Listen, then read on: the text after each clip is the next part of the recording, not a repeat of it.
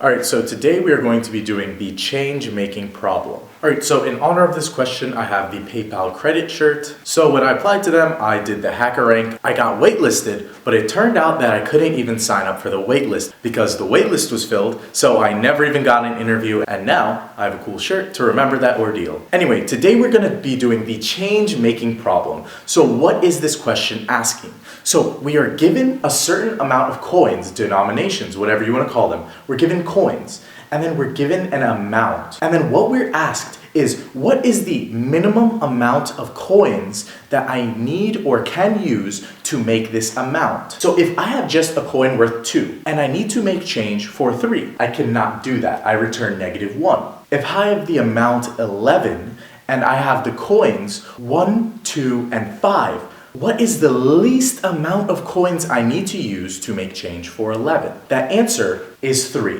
Why is it 3? The least amount of coins I need to use to make change for 11, 1 5 coin, 1 5 coin, and 1 1 coin. 3 coins I made change for 11. How else could I do this? I could use 11 1 coins. I could use 5 2 coins and 1 1 coin. There's many ways we can make change, but we want the minimum amount of coins. How are we going to do this? So how do we do it? We are going to use Dynamic programming to solve this question. So I want us to look at the top down and the bottom up approaches to this problem. We will walk through both, and both are in the description. Both code samples are in the description. They're from the LeetCode solutions, but I commented them for clarity so you understand what's going on. So let's walk through both approaches. Alright, so we start with the amount 11, and the way we think about this problem with dynamic programming is we are going to imagine if 5 was the last coin that I make change with, I need to make change with whatever is left. And the minimum amount of coins would be 1 plus the amount of ways to make change with whatever is left. So if my last coin I make change with is 5, this is what happens. If the last coin that I make change with is 5, then that means I subtract 5 from 11. 11 minus 5 is 6, and that is one action. I'm picking the 5 coin as the last coin I make change with. And now let's pick the 2 coin to be the last coin we make change with. We chose the 2 coin, and you see 11 minus 2 is 9. So we say 1 plus the amount of ways we can make change with 6. 1 plus the amount of ways we can make change with 9. This is not how the recursion will do it. The recursion will be doing it depth first. And we're going to be caching answers along the way so we remember them. We're going to have duplicate subproblems. It's going to worsen our time complexity, so we need to use dynamic programming to remember those answers. So now let's try the final coin. Let's try the 1 as the last coin we make change with. So now, do you see? If I use the 1 as the last coin, if I use the 2 as the last coin, if I use the 5 as the last coin, this is what the paths will look like. Some of them will not pan out. So I might not be able to make change for 9. I might not be able to make change for 10. Each of these paths will have a length. We want the shortest path that is valid.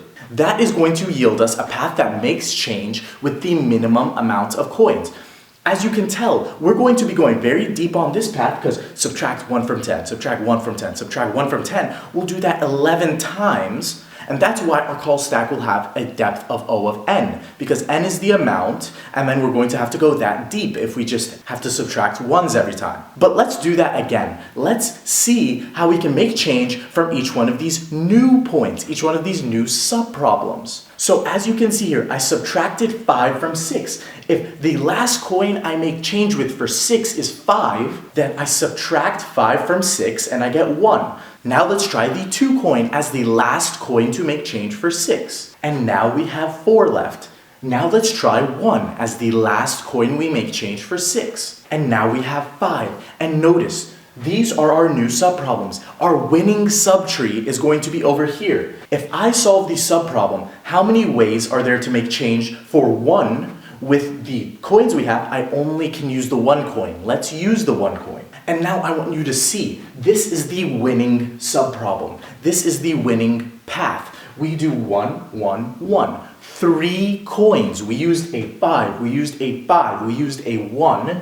And now we have reached 0. That means we made change. It was a valid path, and now we know the minimum way to make change is going to be 3. There's other paths we could take, so let's keep enumerating the paths. So I want you to see how we're going to have duplicate subproblems. So now let's branch from the 9. Again, this is not how the code would do it. I just want you to see how this tree looks before you even look at the code, so it can be helpful. So do you see here? If I use 5 as the last coin to make change for 9, I will have 4 left. If I use 2 as the last coin to make change for 9, I have 7 left. If I use 1 as the last coin to make change for 9, I have 8 left. And now let's branch one more time for 10. Let's see the branching for 10. We see if we use 5 as the last coin to make change for 10, we'll have 5 left. If we use 2 as the last coin to make change for 10, we'll have 8 left. If we use 1 as the last coin to make change for 10, we will have 9 left. I want you to notice something. Here's why this problem is dynamic programming. We haven't even finished our recursion tree. We haven't even gotten halfway through it. And we see, do you see all the red I circled? Do you see all of these duplicate subproblems? When we do our recursion, we're going to go depth first down this way. This part is going to come near the end, but we're going to go depth first down this way. We'll already have the answer for 9. Why am I solving it over here? We will already have the answer for 8. Why am I solving it over here? We will already have the answer for 5. Why am I solving the ways to make change for 5 when I will already know the answer? This is why this is dynamic programming. This is the top-down approach. We start from the top. Say, if I use this coin, how many ways can I make change going downwards? If I use this coin from those nodes, how many ways to make change? And the path that is the shortest, the path that has the shortest length is going to win. The fewest coins to make change from a certain node is going to win. And that answer is going to bubble up and we are going to have our answer at the top level. This is the top-down approach. You can finish tracing this recursion tree. It's very simple. We only try the coins that we actually can use as the last coin. For example, I won't be able to use the coin 5 here because making change for 1, I can't use 5. Making change for 4, I cannot use the 5 coin. So that is how this problem works. It's about branching, exploring all our possibilities, remembering the answers, and then finding the globally optimal solution. Now let's look at the bottom-up approach to this problem. This is top-down. And again, both of these are in the description for you to look at fully commented. So here is the bottom-up approach. We are not changing our psychology. We are not changing how we think about this problem. We are changing the way we approach this problem. If there is one thing I ask of you doing these dynamic programming questions, do not memorize the table. Do not memorize the way these relate.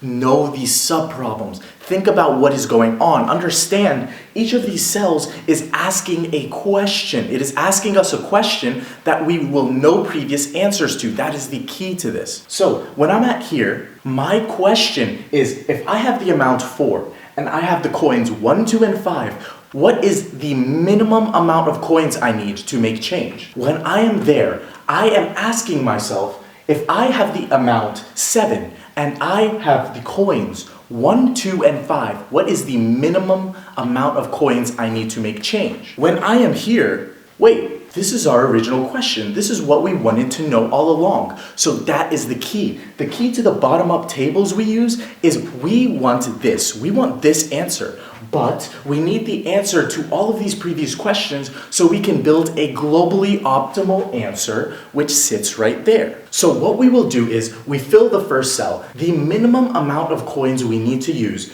to make change for 0. No matter what coins we get, the answer is 0. And then the rest of these cells, we fill them with an arbitrarily large value or some placeholder value so that we know it's an empty state. We can just fill it with amount plus 1. Alright, so as you can see, we filled each cell with the value 12. This is just an arbitrary placeholder as we solve these subproblems. So what we will do, we will solve every subproblem from 1 to 11. We're going to solve every subproblem from 1 to n, the amount. Our answer is going to be right here. The subproblem we want is this, but we're going to answer every subproblem leading up to it. If I have the amount 1, what is the minimum way I can make change?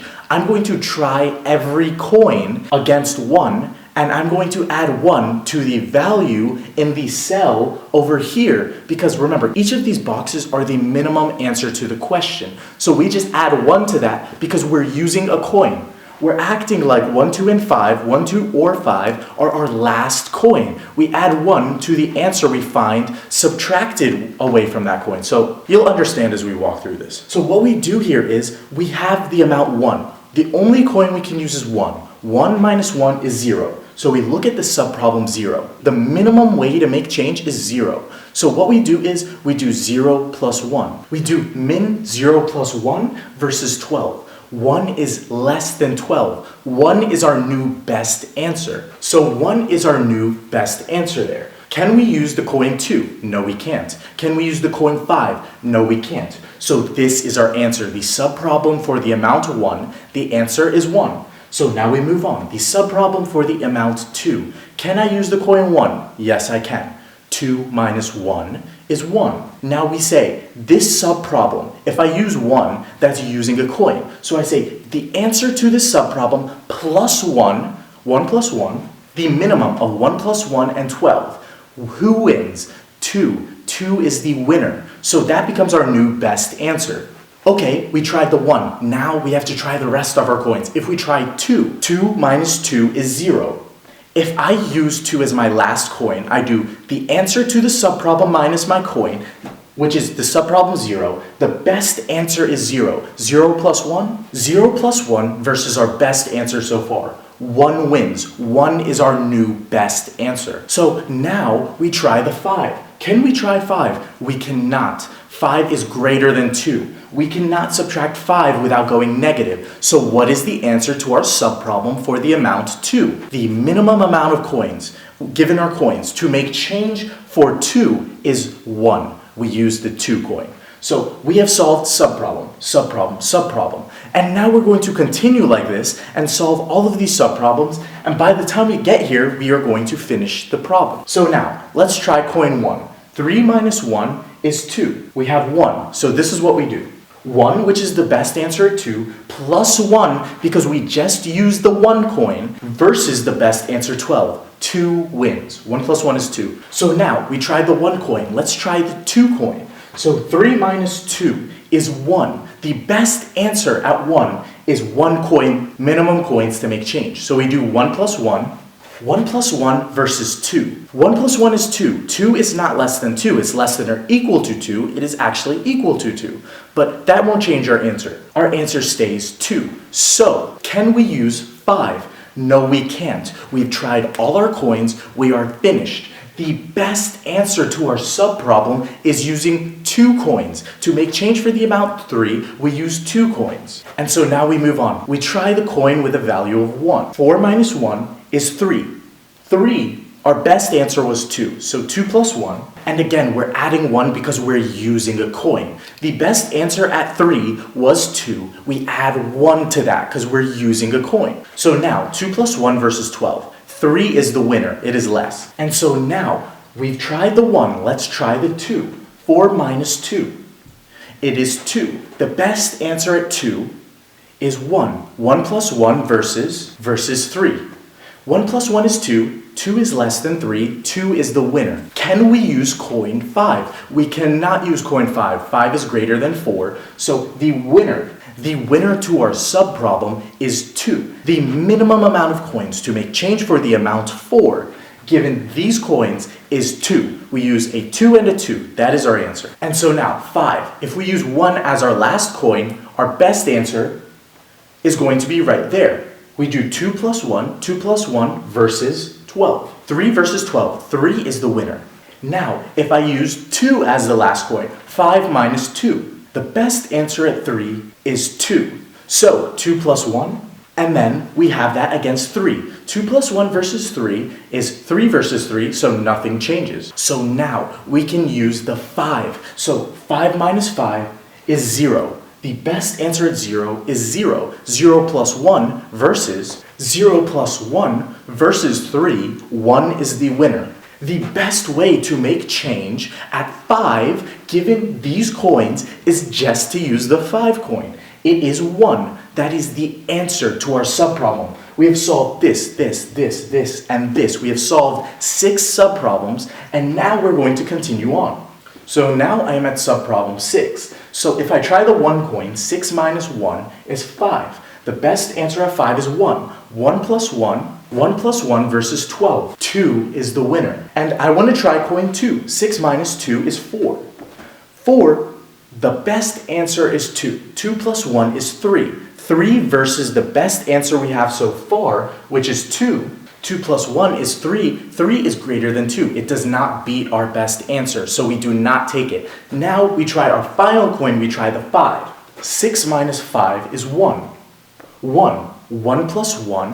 1 plus 1 versus 2. 2 versus 2. It does not change your answer. The best answer for our subproblem at 6 is 2 coins. So now, we're at 7. 7 minus 1 is 6. 2 plus 1. The best answer we had was 2. Add 1 to that versus 12. The best answer is 3 now. And so now we tried the 1 coin. Let's try the 2 coin. 7 minus 2 is 5.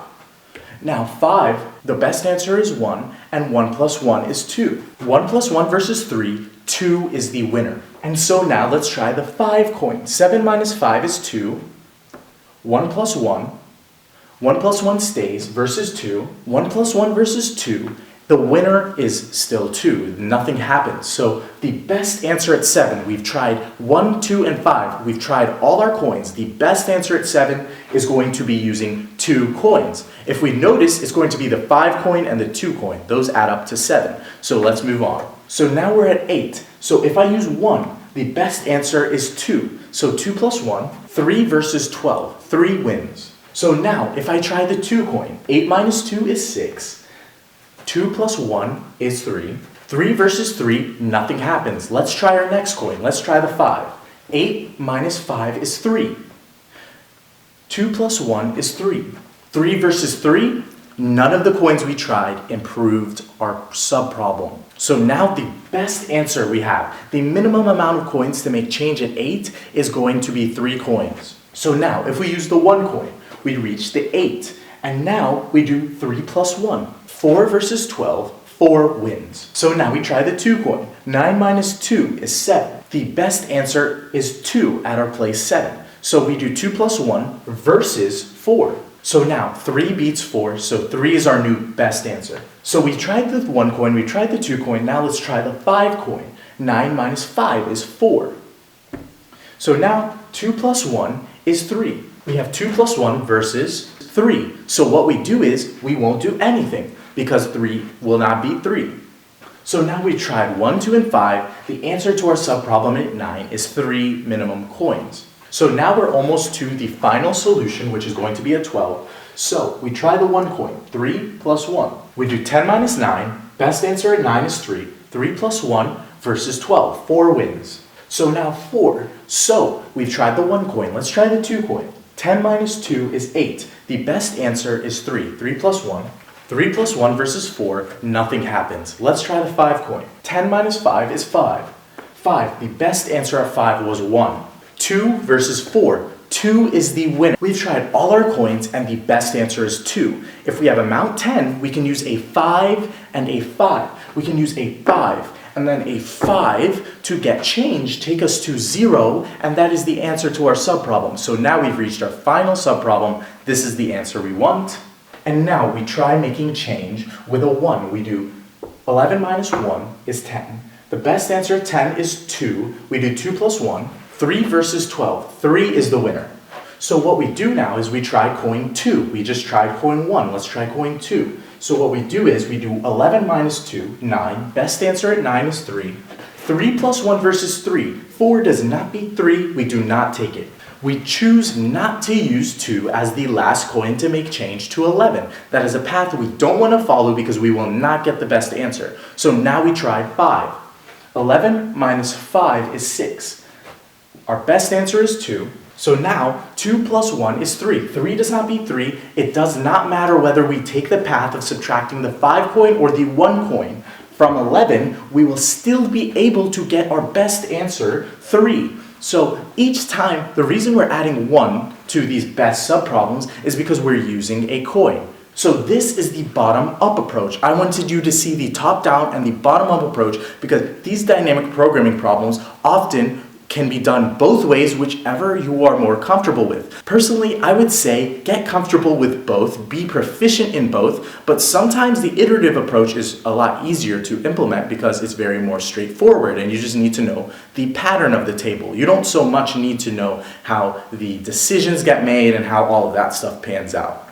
So let's look at the time and space complexities to wrap this thing up. We're going to need to first declare our variables before we analyze complexity.